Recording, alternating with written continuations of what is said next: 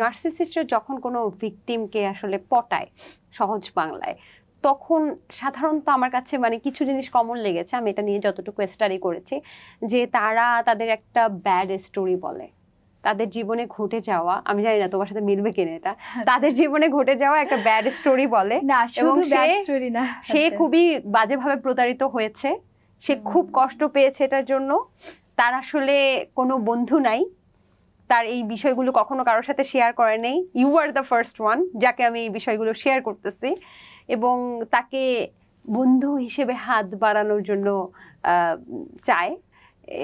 এই ধরনের একটা স্যাড বানোয়াট স্টোরি ক্রিয়েট করে, যে স্টোরিটা তারা পরবর্তী যে ভিকটিমগুলো, অর্থাৎ একটা ভিকটিম থাকা অবস্থায় অন্যান্য ভিকটিম যখন খুঁজতে থাকে, তারা ওই ভিকটিমগুলোকে একই স্টোরি বলতে থাকে। এটা কি তুমি রিলেট করতে পারো? শুধু একই স্টোরি না, যে স্টোরিটা হচ্ছে ভ্যালিডেশন পেয়ে যায়। ধরো ওর ওয়াইফ ছিল, তো ওর ওয়াইফের কথা সবাইকে বলবে যে আমাকে কত ভাবে কষ্ট দিছে, তুমি বিশ্বাস করতে পারবে না। ওকে ঠিক আছে, ওদের ফার্স্ট কনভারসেশনটা শুরু হয় এমন ভাবে, আমার আশেপাশে এত মানুষ কিন্তু আমি অনেক একা।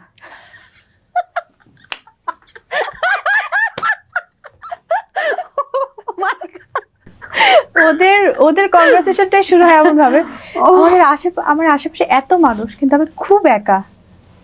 তুমি জানো আমি আমার এক্সকে আজকে স্বপ্নে দেখছি। কি হয়েছে?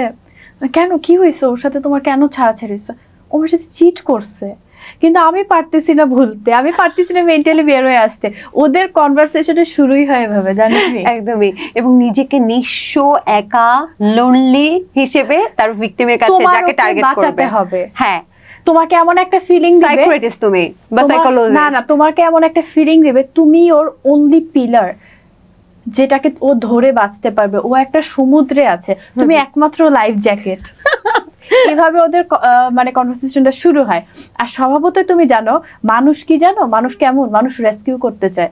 হ্যাঁ, একটা হিউম্যান সাইকোলজি এরকম যে রাস্তার মধ্যে একটা হেল্পলেস কাউকে দেখছো, তোমার মেইনলি মেয়েরা, ওকে আমার হেল্প করতে হবে, আচ্ছা ঠিক আছে, তাও একটা বিড়াল দেখতেছো ও কষ্ট পাইতেছে, ওকে আমি নিয়ে যাই একটু ক্লিনিকে, দেখি ওকে বাঁচাই।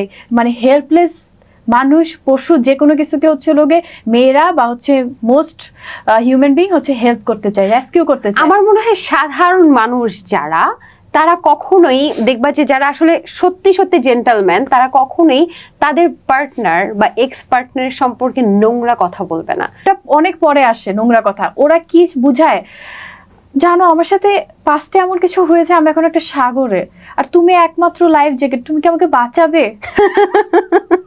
Trust me. তারপর ধরো পরের দিন বললো, জানো আমি না ওকে স্বপ্নে দেখলাম, ওর কোনো দোষ নাই, ও খুব ভালো ছিল, আমি না পারতেছি না, বুঝছো? এই জিনিসগুলো তোমাকে ওর লাইফ স্টোরির সাথে ইনক্লুড করে ফেলবে। তখন তোমার মনে হবে যে হায় হায়, আমারও বাঁচাবো, আমার ওকে বাঁচাতে হবে। এই মানুষটা একটা মানুষ মেন্টালি ভাবে শেষ হয়ে যেতেছে, আমার তো ওকে হেল্প করতে হবে, আমার ওকে বাঁচাতে হবে, আমার যা কিছু করেই হোক।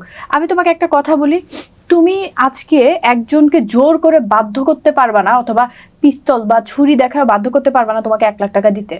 হ্যাঁ, ও সর্বোচ্চ পরিমাণে ট্রাই করবে তোমারে যাতে টাকাটা না দেওয়া লাগে। কিন্তু তুমি যদি একটা মানুষের সামনে যাও আর ওর কাছে তুমি যদি হচ্ছে লোকে মেন্টালি এমন একটা কিছু বুঝাও, মানে যে আমি না মানে জানো এরকম হয়ে গেছে, আমার এই মরে যেতেছে, সে মরে যেতেছে, ওকে না 1 লাখ টাকা হলে আমি ওকে বাঁচাইতে পারবো, আমার বাবাকে মাকে আমি কাউকে বাঁচাতে পারবো। তুমি যদি ওকে ইমোশনালি কন্ট্রোল করে ফেলো না, ও তোমারে আইসা ওর কাছে না থাকলে ওর ব্যাংক থেকে উঠে আয় না তোমাকে 1 লাখ টাকা দিবে। এটা হচ্ছে লোকে 2টা ফেস। হ্যাঁ, তুমি জোর করে একটা মানুষের কাছ থেকে নিতে পারো না, কিন্তু তুমি যদি ওকে ইমোশনালি টার্গেট করতে পারো না, ওর কাছে 1 লাখ কেন, ও পারলে ও খুশিতে আইসা তোমাকে আরো 5 লাখ টাকা দিয়ে যাবে। তার মানে ইমোশন নিয়ে খেলাই হচ্ছে তাদের কাজ।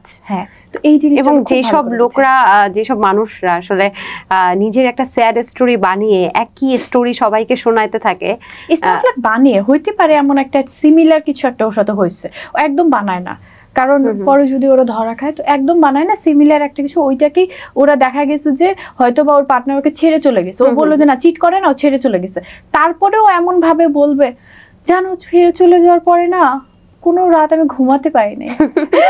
এবং তারপর তো লাভ বম্বিং স্টেজ চলতে থাকে, একেবারে স্বর্গীয় ফিলিংস দেয় ভালোবাসা। মনে হয় জানো আমার ওকে বাঁচাতে হবে। এবং ও তো আমাকে ছাড়া বাঁচবেই না, ওর আমি দায়িত্ব তো আমার হ্যাঁ, কাছে। এই ছেলেটা এই অবস্থা। আর তোমার একটা কথা মনে হবে কি জানো, ও যদি একটা মানুষকে এইভাবে ভালোবাসতে পারে, তার মানে আমি যদি ওকে ভালোবাসা দেব, আমাকে কিভাবে ভালোবাসতে পারে? এবং সেটা তো আমি তো লাইফে প্রমাণও জিতে দেয়, যাবো, সেটা তো আমার ওকে প্রমাণও বাঁচাতে দেয়। হবে।